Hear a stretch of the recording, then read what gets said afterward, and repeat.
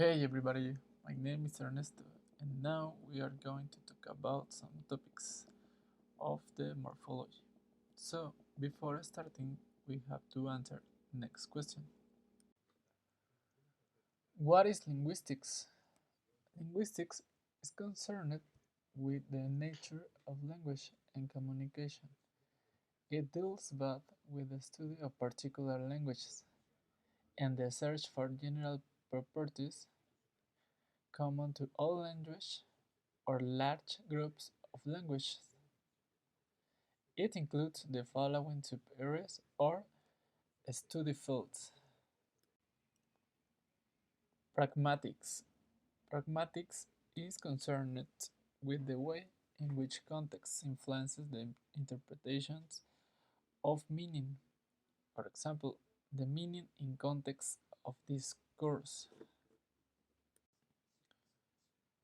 Another study field is semantics. Semantics is the study of meaning in language. It can be applied to entire text or to single words.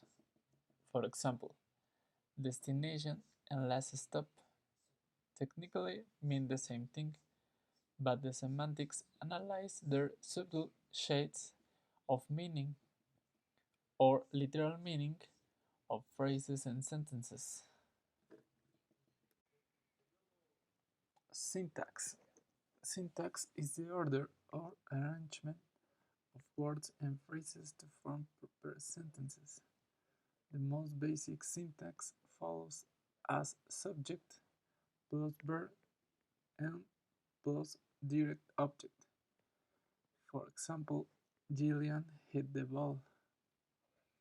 Gillian is the subject, hit is the verb, and the ball is direct object. Our study field is morphology, and morphology is the branch of linguistics that studies the internal structure of words to define and classify their units or words.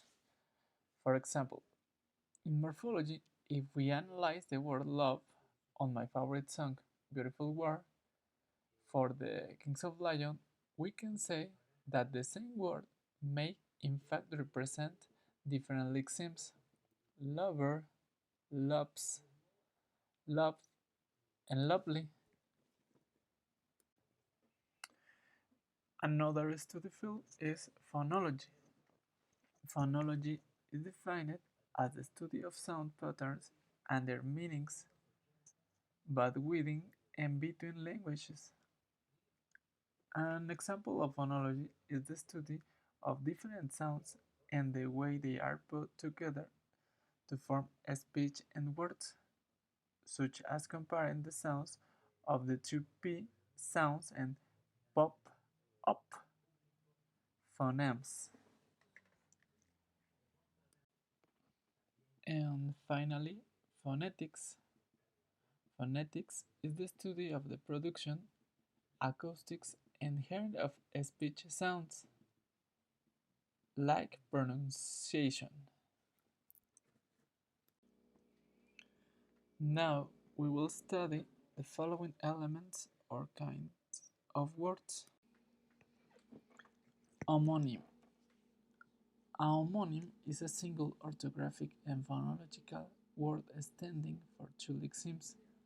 For example, can like a modal verb for ability, and can like aluminum container, usually of sodas. Homograph. A homograph is a single orthographic word, but separate phonological words standing for two lexemes. For example, the word ring, it has two lexemes. The first ring is a yearly, and the second is the sound that produces the phone. Homophone. A homophone is a single phonological word, but separate orthographical words. For example, beer and beer, some and some, and finally still and still. Now we begin the study of morphology by taking words as given and examining their internal structure. We must start by identifying the morpheme, the smallest meaningful unit in a language. The morpheme is not necessarily equivalent to a word, but may be a smaller unit. A morpheme is a meaningful linguistic unit consisting of a word such as dog or a word element such as the S at the end of dogs that can't be divided into smaller meaningful parts. Morphemes are the smallest units of meaning in a language. We have different morphemes. For example, grammatical morphemes. Grammatical morphemes express a limited number of very common meanings or express relations within the sentences. And within this, we can see inflectional effects.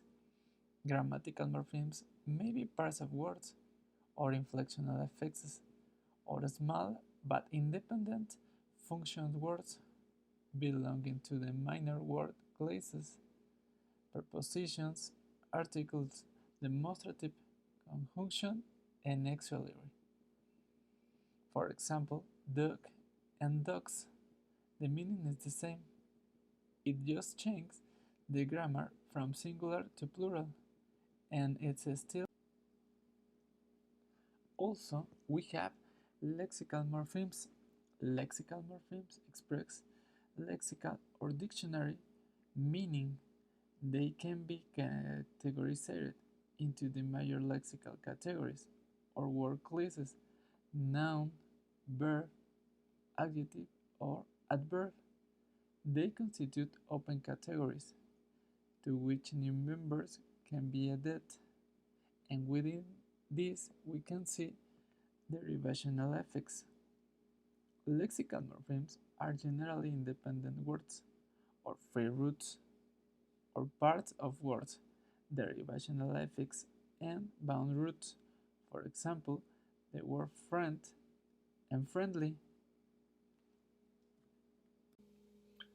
Now I talk about the morph.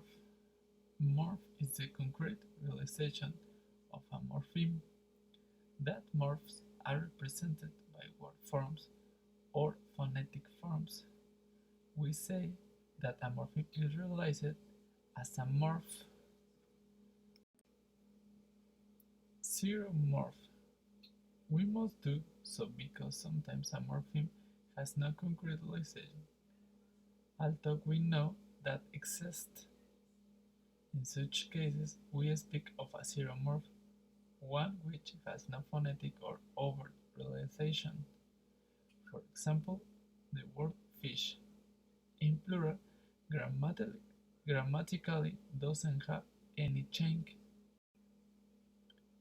Free morph may stand alone as a word. A free morph is always a root. For example, the word beautiful. Beauty is the free morph. While a bound morph may not, it must always be attached to another morph. For example, the word lovely. The morpheme "ly" doesn't mean nothing. Affixes. Unlike a root, an affix doesn't carry the core meaning. It is always bound to a root. It occupies a position where there is limited potential for substitution. That is, a particular affix will attach to only certain roots. And English has two kinds of affixes: prefixes, which attack to the beginnings of roots, and suffixes, which attack to the end of roots. Enclitic. An enclitic is a kind of contraction, a bound form which derives from an independent word and must be attached to preceding word. In English, we have two kinds of enclitics: auxiliaries, which are attached to the preceding subject, and the negative nt, which is attached to the preceding auxiliary. Words are analyzed morphologically with the same terminology used to describe different sentence types.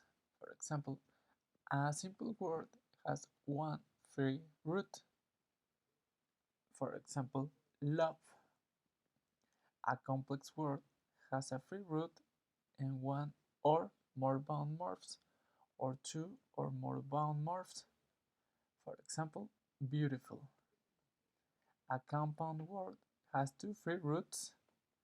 For example, something and nobody. And finally, a compound complex word has two free roots and associated bound morphs. For example, handwriting and handicraft. Morphemic analysis versus morphological analysis. We can thus analyze words in two different ways.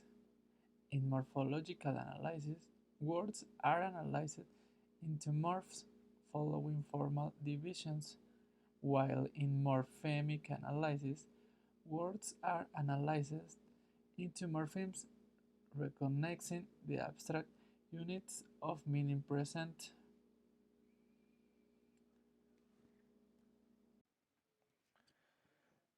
For example, we are going to analyze the word doing. In morphological analysis, the word doing, we have two morphs, do slash ing. And morphemic analysis, the word doing, we have two morphemes, the word doing or verb do plus present participle and is agglutinative.